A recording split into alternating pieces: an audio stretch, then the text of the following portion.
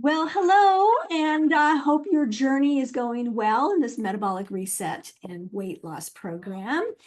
How are you doing? I'd love to hear some updates. So just post them in the Facebook group. Love to hear your wins and even your challenges and your barriers. So I'm so excited for all of you that are losing weight. And I'm hoping that you are keeping your tracking strategies updated. So remember to weigh yourself every day and to do your measurements when you're supposed to, when scheduled, and also your progress photos. So take those photos because it's super important for you to actually see the progress, and you can see that in your photos, and it's really fun to do. So remember, you're taking those. The schedule is in your manual. So if you're wondering, like, when do I do that? It's in your manual. So take a look at that. Okay, so today I want to talk a little bit about hydration and dehydration and why we actually need to hydrate and keep our bodies fully hydrated at all times. Now, I know, we always say, yeah, drink more water or take your electrolytes, and everyone's like, yeah, I know I need those. But do you really know why you need those? How is it actually helping your body? When you're feeling better, do you know that you're feeling better because you're drinking more water? Or maybe is it something else? But let's talk about that. So I'm going to share my screen and I'm going to go into what we're going to be talking about. Let's see here. Here we go. Okay, so today we're going to talk about why do we hydrate? What do electrolytes have to do with hydration? And what are some hydrating strategies that you can do and you can add to your daily routine? So let's talk first about, why do we hydrate? So there's just various and tons of different reasons why we need water in our system. But I just chose a few to go over with you so you have an idea of, what's happening with the body when you're drinking your water. So first of all, it's regulation of the body. So water helps regulate our body temperature, and it regulates through things like sweating or respiration. And so when we're dehydrated, we can struggle to cool our bodies down if we don't have enough water in our system. So this is how we get overheated. So regulation of body temperature, super important. Nutrient transportation. So transporting our nutrients to the cells takes water. And then the cells do what it does. It breaks them down and creates waste from them. Well, how does it get the waste out of the cell? Water, right? So we have to have water. So that's why if you work with me, I will say we need cellular hydration. And so water helps get the nutrients in the cell and then the waste out of the cell. Super important. Joint lubrication. How many of you have had joint tissue pain, right? And you're just not sure why that's happening. What is going on when you have this joint pain? Well, dehydration could be a factor, right? So it keeps the joints lubricated and it cushions them. And this reduces the friction that you might be feeling the pain from. So make sure you drink your water in order to help that joint pain.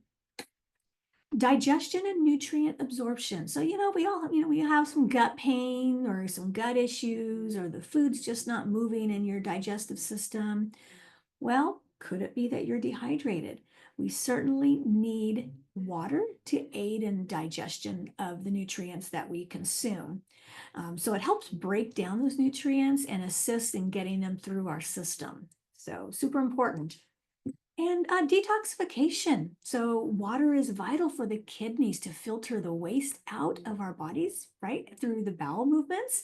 But we need water to help transport that waste. And so, when we get constipated, a lot of times it's from dehydration. So nothing's moving in the system. So super important for detoxification purposes to drink your water. And we have skin health. So that's a biggie, right?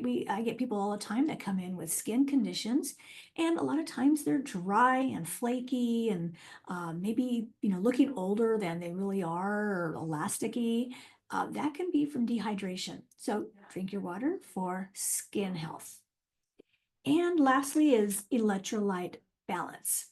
So when I say electrolytes, I'm talking about the main ones are potassium, sodium, and magnesium. But we also have like chloride and calcium and bicarbonate. There's all different kinds of electrolytes, but mostly sodium and potassium and magnesium. So, well, if we are dehydrated, we don't have that electrolyte balance in our cells, which is that cellular hydration. And so those electrolytes that I just mentioned can be out of balance and can be low, and you won't have the needed electrolytes in your system that you need because you don't have the water to hydrate your cells. So electrolyte balance, super important for your system to function properly. So, okay, so those are just a few of why do we hydrate, right? Bet you never thought about some of those, right? Maybe all of them you haven't thought about. Well, let's talk about what do electrolytes have to do with hydration. And so let's talk about what those electrolytes do. Why do we need them? So I think the main thing for them is transmitting nerve signals from the heart, muscle, and the nerve cells to other cells. So think about nerves, right? We need nerves, we need electrolytes to help those nerves communicate back and forth in our system.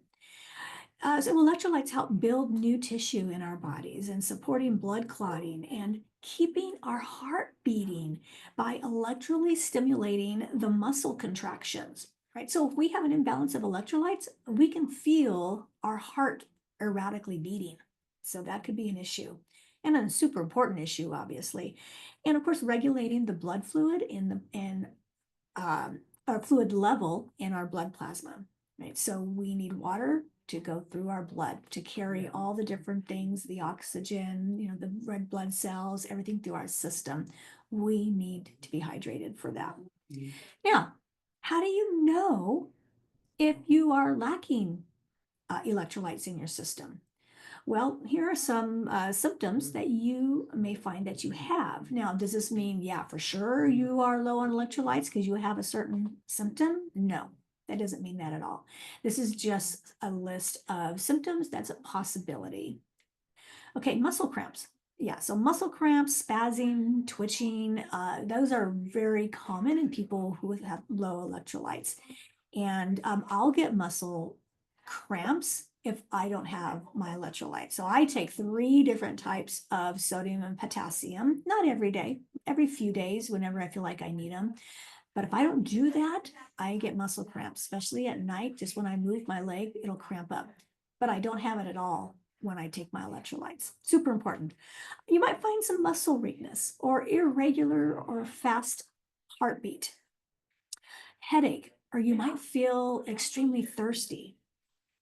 You might find some numbness in your body or some fatigue. You might feel a little bit of confusion or disoriented. Maybe your blood pressure is changing. Maybe you feel more stressed than normal. Heart palpitations can be low from potassium, sodium, or magnesium. And again, you might have some constipation going on. So super important to get our electrolytes balanced. So we can take our electrolytes in different ways. So one is LMNT. So it's LMNT. Actually, I have one right here. Show it to you. This is the box for LMNT. And I'm going this way and you can see what it looks like. Some people call it element, but it has potassium, sodium, and magnesium in it to help balance that. And so I like that because they're flavored with stevia.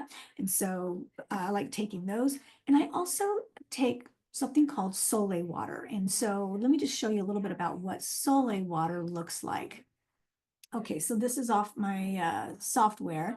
And just looking at the picture right here, I just wanted to show you what it looks like. So what I do with Sole water is I get either pink salt or I get Redmond real salt, and that's this right here. And I do highly recommend Redmond real salt. And you want to get a jar like you see here. And down at the bottom, you cover the bottom with rock salt. So not the fine salt like here that you sprinkle on your food, but more the big rock salt, like in this picture here is pink salt with it's but it's rock salt. And you want to cover the bottom. And then you put water over that, and then you just put the lid on it and you let it sit for like 4 hours or even overnight. I usually will do it overnight. So before I go to bed, I'll make my salt if I sole water if I need it. And then in the morning, I'll make my electrolyte water. So what I do now is by letting it sit for 4 hours or more, the minerals in the salt actually absorb into the water. And so that water is highly mineralized. And so now I can put a tablespoon in my water or 2 tablespoons, however much you think you might need. And now you have sole water, which is water full of minerals and electrolytes. And so I mentioned this Redmond salt. Now let me show you what is in that Redmond salt. So right here, these are all of the minerals in the salt. And the salt comes from Utah. So there's a salt mountain out there. You can see it from Highway 80. And it's just this big salt mountain that they take the salt from in Utah. So it's local, so it's less processed than all those other salts. So don't use regular table salt. I would use either this Redmond real salt, which I highly suggest, or even the pink salt, which is also good. Okay, hope that makes sense and hope that helps you out. And I'll put some links in the in my post for this video. So we'll do that, and so you can see more have more information on these things. Okay, so what are some hydrating strategies? All right, so what I tell my clients, as soon as you wake up, you drink your water. Before your coffee, before your tea. And so you can even put lemon in it, like in this picture. Look how delicious that looks. So lemon, first of all, it creates a wonderful flavor for when you first wake up. It'll wake you up. That nice citrus, vitamin C wakes you up. But there's also some other benefits like detoxification benefits. Like it works with your liver and helping it detox. And of course, you're getting your potassium and your vitamin C when you're drinking it. So putting lemon in it, drinking it first thing in the morning, 10, 12 ounces, whatever. It's going to be part of your daily hydration, but start first thing in the morning. Carry a water bottle with you. So one like this. So I have this water bottle. It's 32 ounces. And I know I need 2 to 3 of these a day. So I can keep track of how much I'm drinking without having to write it down or really think too much about it. I just know when I'm refilling it, right? Because it's so big. But it's 32 ounces. And make sure you have something like that. I would not suggest the 16.9 ounces of the typical plastic water bottles. Get yourself a nice water bottle that's not plastic. Okay, that's not going to give you any kind of toxin. And carry it with you wherever you go. So here's what I tell my clients. So, everyone knows that, you pick up your purse and then you leave. So when you have your purse in your hand, you feel comfortable, you get in the car and you leave. Get into the habit that you need 2 things when you leave the house: your purse and your water bottle. Okay, so those 2 things, if you don't have those 2 things, and if you want to say your phone, that's 3, right? But you have to get used to that. And so one thing that I do is that I'll fill my water bottle up in the evening and I'll put it in my car. And so I know by morning when things are hectic and I'm messing with my animals and I'm trying to get ready and get dressed for work, I'm not going to forget it because it's already in my car. So it's that just makes it very convenient. So, think about little ideas like that. How can you make sure you remember to take your water with you? Okay, drink as soon as you're thirsty, right? So don't just wait until you're super thirsty, but when you feel you have a little bit of thirst, drink that water. Just get used to taking these sips throughout the day. Plus, we don't want you to consume all of the water that you need in a day at one time, right? That won't be any fun, and all that'll do is just wash your electrolytes out. And know that as we age, that our feelings of thirst diminishes. And so we don't feel as thirsty when we age. You know, you see the elderly people not drinking a whole lot of water. Their bodies don't tell them that they need the water. And so we want to get in the habit of just drinking and just start thinking, have I had my water in the last half hour? And just start drinking. Get into that habit. Okay, so one question that I get a lot is, does tea count, right, as my, goal for drinking water daily? Well, yes and no is what I have to say. So kind of leave it up to you. But tea is hydrating, and I'm talking about like green tea and herbal teas that are good for you, not so much caffeine in them. Green tea has a little bit of caffeine in it, which is actually not bad for us, unless it affects you in an odd way. But so tea is good. So if you have tea in the morning, you have, I don't know, 8 to 12 ounces or so in the morning, great. And the rest, nice, clean, filtered water. I just don't want people to get in the habit of not drinking the nice, clean, filtered water and just drinking tea all day, right? Morning, afternoon, and night. So that's why I say yes and no. Is it going to make you go into this habit of not drinking fresh water? Because that's really what we need, is that fresh water. And how do you know how much you need? Well, here's the typical formula that they say: half your weight in fluid ounces. So let's say you weigh 150 pounds, half of 150 is 75. So they say that you need 75 fluid ounces of water per day.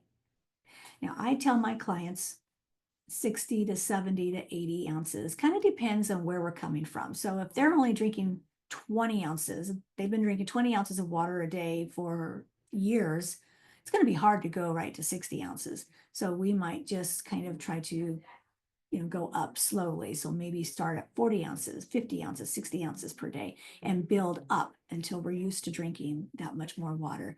If you're working out, then definitely drink more water. Men will drink more water because they're bigger. We have bigger bodies. The men have bigger bodies. And so I might have them do 90 to 100 ounces, especially if they're working out. If they're not working out as much, maybe 70, 80 ounces. Right. So we just got to kind of fill that out and see how you feel. So, okay. Those are some hydrating strategies. Do you have some hydrating strategies? If you do, put them in the comments so we can all see what they might be. There's all kinds of things that we could do to make sure that we hydrate. All right. So any questions? I'd love to hear them. So thank you so much for joining me, and I will talk to you soon. Take care.